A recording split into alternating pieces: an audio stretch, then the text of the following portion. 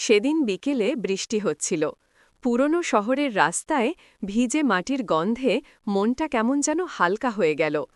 আমি ছাতা হাতে দাঁড়িয়েছিলাম বাসের স্টপে। হঠাৎ পাশেই এক যুবক এসে থামল, ভিজে চুল, চোখে মৃদু হাসি।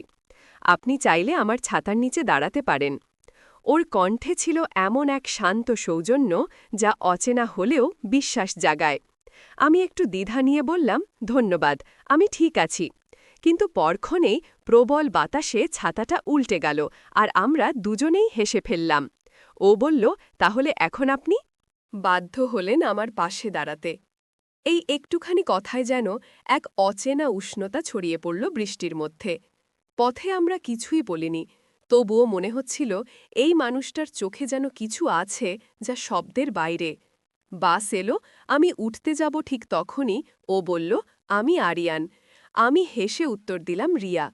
সেই নামের বিনিময়ে শুরু হলো এক গল্প, যেখানে বৃষ্টির ফোঁটায় লুকিয়ে থাকল এক অনুচ্চারিত সংযোগ, যেখানে অচেনা কেউ অল্প অল্প করে পরিচিত হয়ে উঠতে শুরু করল রাতের বেলা। বাড়ি ফিরে মনে হচ্ছিল আজকের দিনটা কেমন যেন অন্যরকম লাগছে। মনটা হালকা, তবু কোথাও যেন কারো উপস্থিতি রয়ে গেছে, নরম ছায়ার মতো। জানালার বাইরে বৃষ্টির শব্দে নিজেকে জড়িয়ে বললাম, হয়তো কিছু গল্প শুরু হয় ঠিক এইভাবে, যখন কাউকে হারানোর ভয় পাওয়ার আগেই তাকে তাকে মিস করতে শুরু করো। এই বৃষ্টির সেই দিনের পর কদিন কেটে গেল, কিন্তু আশ্চর্যের ব্যাপার, আরিয়ানের সেই হালকা হাসিটা মাথা থেকে সরছিল না। মনে হচ্ছিল যেন ওর চোখের শান্তিটা কোথাও গিয়ে আমার মনের মধ্যে গেঁথে গেছে। অফিসের ব্যস্ত সকাল, কফি হাতে বসে আছি। হঠাৎ ফোনে একটা মেসেজ, আশা করি বৃষ্টিতে আর ভিজে পড়েননি রিয়া, আরিয়ান। আমি একটু চমকে উঠলাম। আমরা তো সেদিন ফোন নম্বরও আদান প্রদান করিনি। কিন্তু তারপরেই মনে পড়ল, বাসে ওঠার আগে আমি আমার ছাতাটা ওর হাতে ভুলে রেখে গিয়েছিলাম। হয়তো ছাতার ভেতরেই আমার কার্ডটা ছিল। আমি হেসে রিপ্লাই দিলাম, ধন্যবাদ ছাতাটা রাখার জন্য, আমি এখন ভালো আছি। ওর উত্তর এলো, ভালো আছেন জেনে ভালো লাগল, ছাতাটা ফেরত দেব, তবে একটা শর্তে। কফির টেবিলে সেদিন বিকেলেই দেখা হলো, আমাদের ছোট্ট কফি কোনার টেবিল, আর বাইরে তখন আবার হালকা বৃষ্টি। আরিয়ান বলল, আপনাকে দেখলে মনে হয় আপনি অনেক কথা বলেন মনে মনে, কিন্তু মুখে বলেন কম। আমি মুচকি হেসে জবাব দিলাম, হয়তো তাই, কারণ সব কথা শোনার মতো মানুষ মেলে না। ও একদম চুপ করে তাকিয়ে রইল, তারপর বলল, তাহলে আমি সেই মানুষটা হতে চাই। ওর কথায় এমন এক আন্তরিকতা ছিল যা অচেনা হলেও একরকম স্বস্তি এনে দিল। কফির কাপে ধোঁয়া উঠছিল, আর আমার মনে হচ্ছিল এই সন্ধ্যাটা যেন থেমে না যায়। আমরা কথা বলেছিলাম ছোট ছোট বিষয় নিয়ে, বৃষ্টি, গান, সিনেমা, আর জীবনের কিছু অসম্পূর্ণ স্বপ্ন নিয়ে। কিন্তু প্রতিটি কথার মধ্যে লুকিয়েছিল এক অদ্ভুত মধুরতা, যেন দুজন মানুষ একে অপরের অজানা পৃথিবী ধীরে ধীরে আবিষ্কার করছে। রাতের শেষে বিদায় নিতে গিয়ে আরিয়ান বলল, আজকের দিনটা মনে রাখবেন। আমি বললাম, হয়তো না, যদি না আপনি মনে করান। ও মৃদু হেসে বলল, তাহলে আমাকে বারবার মনে করতে হবে। ওর কথাটা মনে এমনভাবে লেগে রইল, যেন সেই মিষ্টি সন্ধ্যার গন্ধটা এখনও আমার হৃদয়ে রয়ে গেছে। দিন কেটে যাচ্ছিল, আর আমাদের দেখা বাড়ছিল। অজান্তেই কখনো কফির টেবিলে, কখনো লাইব্রেরি সিঁড়িতে, আবার কখনো নিঃশব্দে হেঁটে যাওয়া বিকেলগুলো। আরিয়ানের সঙ্গটা এমন এক জায়গা হয়ে উঠেছিল যেখানে আমি নিজের কথা বিনা ভয়ে বলতে পারতাম। ওর সামনে নিজেকে সাজানোর প্রয়োজন হতো না, কারণ ও দেখত আমার ভেতরের মানুষটাকে। একদিনও বলল, রিয়া, তুমি জানো, তুমি এমনভাবে হাসো যেন পৃথিবীটা থেমে যায়। আমি হেসে জবাব দিলাম, তুমি এমনভাবে বলো যেন আমি বিশ্বাস করে ফেলি। ও মৃদু হাসল, তারপর হঠাৎ বলল, আমি বিশ্বাস চাই না, অনুভব চাই। ওর কথাটা শুনে বুকের ভেতর হালকা কেঁপে উঠল, এমনভাবে কেউ শেষ কবে আমার মনের দরজায় নখ করেছে মনে করতে পারলাম না। পরদিন বিকেলে আমি ওর অফিসে গিয়েছিলাম একটা বই ফেরত দিতে। বৃষ্টি শুরু হলো আবার।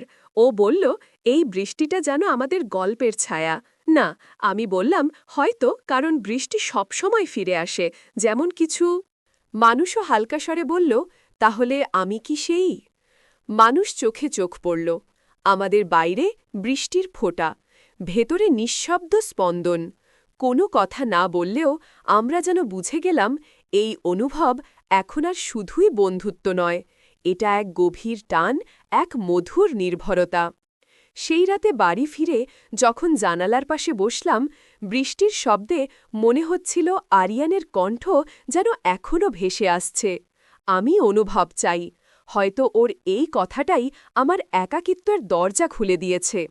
এখনও আমার দিন শেষ হয় ওর কথায়, আর রাত শুরু হয় ওর হাসির স্মৃতিতে। সেদিন সন্ধ্যা থেকে আকাশটা যেন থমথমে ছিল। বাতাসে ছিল বৃষ্টির গন্ধ, কিন্তু বৃষ্টি পড়ছিল না। আমি বারান্দায় দাঁড়িয়েছিলাম, ঠিক তখনই ফোনে মেসেজ এলো, বৃষ্টি নামবে, কিন্তু তার আগেই দেখা করি। আরিয়ান আমার অজান্তেই হাসি চলে এলো। ওর কথাগুলো সবসময় এমনি সহজ, কিন্তু ভেতরে লুকিয়ে থাকে এক অদ্ভুত উষ্ণতা। কফি সে বন্ধ হয়ে গিয়েছিল, তাই আমরা গেলাম নদীর ধারে। রাত নেমে এসেছে, আলো কম, বাতাস ঠান্ডা।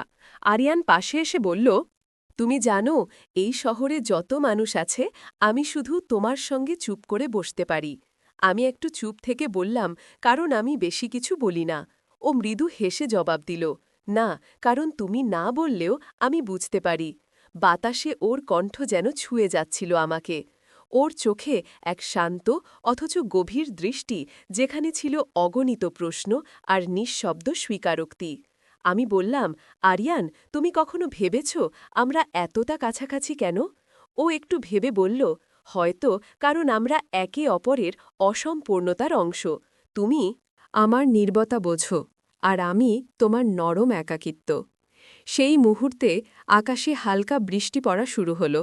ছোট ছোট ফোঁটা গাল ছুঁয়ে নামছিল, আর ওর কণ্ঠটা কানে আসছিল খুব ধীরে।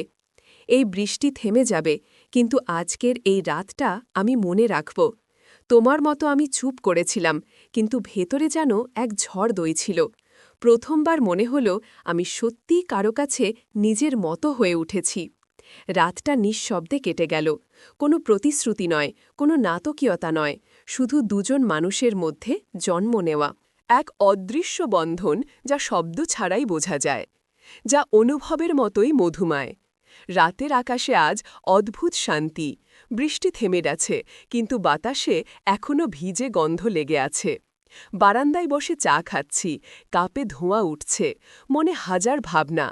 ফোনে একটা মেসেজ এলো, আজ একটু সময় হবে আরিয়ান? আমি লিখলাম, হ্যাঁ, দরকার। ওর উত্তর, না, দরকার নয়, শুধু মন চায়।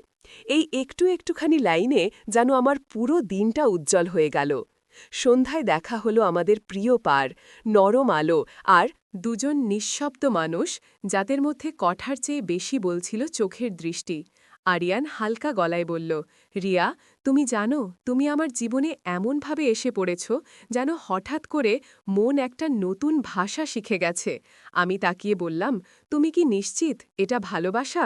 ও একটু হাসল, তারপর ধীরে বলল, হয়তো ভালোবাসা না, কিন্তু যদি এটা ভালোবাসা না হয় তাহলে আর কি হতে পারে? আমাদের মাঝে একটা নরম নীরবতা নেমে এলো। দুজনেই বুঝছিলাম, যা অনুভব করছি তা আর শুধু বন্ধুত্ব নয়। ও বলল, তুমি এমনভাবে জীবনে ঢুকে পড়েছ যে এখন তোমাকে বাদ দিয়ে কিছু ভাবতে পারি না। আমার গলাটা কেঁপে উঠল। একটা দীর্ঘ নিঃশ্বাস নিয়ে বললাম, আমিও তাই, কিন্তু আমি চাই না আমাদের গল্পটা হঠাৎ শেষ হয়ে যাক। আমি চাই এটা ধীরে ধীরে সুন্দরভাবে চলুক, ঠিক যেমন এখন। আরিয়ান মৃদু হেসে বলল, তাহলে প্রতিশ্রুতি থাকল, আমরা ধীরে ধীরে এগোব। কারণ কিছু ভালোবাসা থাকে না প্রকাশের জন্য, তাকে অনুভব করার জন্য। ও রাতের হাওয়ায় ওর কণ্ঠের উষ্ণতা মিশে গেল। আমি চুপ করে চোখ বন্ধ করলাম আর মনে মনে বললাম, হ্যাঁ, এই মানুষটাই হয়তো সেই শান্তি যার খোঁজ আমি এতদিন ধরে পেয়েছিলাম না। সেদিন রাতটা ছিল অন্যরকম। আকাশে পূর্ণিমা, নরম হাওয়া, আর চারপাশে এমন এক নিস্তব্ধতা, যেন পৃথিবী একটু থেমে গেছে। আমরা দুজন হাঁটছিলাম নদীর ধারে, চুপচাপ, কোনো শব্দ নেই, শুধু জলের ঢেউ আর আমাদের পায়ের আওয়াজ। আরিয়ান বলল, রিয়া, কখনো মনে হয়েছে কিছু সম্পর্ক কেমন করে যেন নিজের থেকেই তৈরি হয়, কোনো কারণ ছাড়াই? আমি তাটিয়ে বললাম, হয়তো, কারণ কিছু মানুষ আসে ঠিক সময়ে যখন মন ক্লান্ত হয়ে যায়। ও হেসে বলল, তাহলে আমি ঠিক সময়ে এসেছি।